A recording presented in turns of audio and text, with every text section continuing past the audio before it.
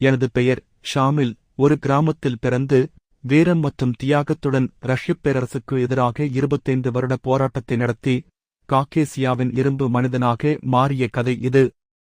கிம்ரி கிராமத்தில் அவார் குடும்பத்தில் நான் பிறந்தேன். என் தாயார் என்னுள் முதல் பாடத்தை விதைத்தார். ஒரு முஸ்லிம் என்றால் அவன் தன் மண்ணுக்காகவும் தன் மார்க்கத்திற்காகவும் உயிரையும் கொடுக்கத் தயாராக இருக்க வேண்டும். சிறுவயதிலேயே நான் உணர்ந்தேன், ரஷ்யப் பேரரசின் கொடுங்கோலில் இருந்து என் மக்களை விடுவிப்பதே என் விதி என்பதை. என் ஆசான் முகம்மத் என்னை ஒரு போராளியாக மட்டுமல்ல, ஒரு சூஃபி ஞானியாகவும் வளர்த்தெடுத்தார். அவர் சொன்னார், ஷாமில், உன் வாழ் மட்டுமல்ல, உன் இதயத்திலும் ஈமான் இருக்க வேண்டும். இந்த இரு கருத்துக்களின் இணைப்பே என் வாழ்க்கைப் போராட்டமாக மாறியது.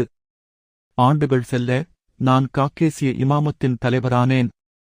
என் படைகளுக்கு நான் சொன்னேன், நாம் ரஷ்யர்களை எதிர்க்கிறோம், ஏனென்றால் அவர்கள் நமது மார்க்கத்தையும் நமது சுதந்திரத்தையும் அழிக்க முயல்கிறார்கள். எனது போர்த்தந்திரங்கள் நுட்பமானவை. மலைகளில் திடீர் தாக்குதல்கள், ரஷ்யர்களின் ஆயுதங்களைத் திருடி பயன்படுத்துதல், ஒவ்வொரு கிராமமும் ஒரு கோட்டையாக மாற்றுதல். என் வீரர்களுடன் நான் 25 ஆண்டுகள் ரஷ்யர்களை எதிர்த்துப் போராடினேன். ஒரு முறை ஷே தளபதி கேட்டார், நீங்கள் ஏன் சரண்டெவதில்லை? நான் பதிலளித்தேன், ஒரு முஸ்லிம் என்றால் அவன் சரண்டெவது என்பது இறைவனைத் தவிர வேறு யாருக்கும் இல்லை என்பதாக. குனிப் கோட்டையில் என் இறுதிப் போர் நடந்தது. ரஷ்யர்கள் எங்களை விட 10 மடங்கு பெரிய படையுடன் தாக்கினர். என் மகன் ஜமாலுதீனை அவர்கள் சிறைப்பிடித்தபோது நான் சொன்னேன், மகனே, நீ உன் ஈமானைக் காப்பாற்று, அதுவே உன் தந்தையின் உண்மையான வெற்றி என்பதாக. ரஷ்யர்கள் என்னை சிறையில் அடைத்த போதும் நான் என் கொள்கைகளிலிருந்து விலகவில்லை.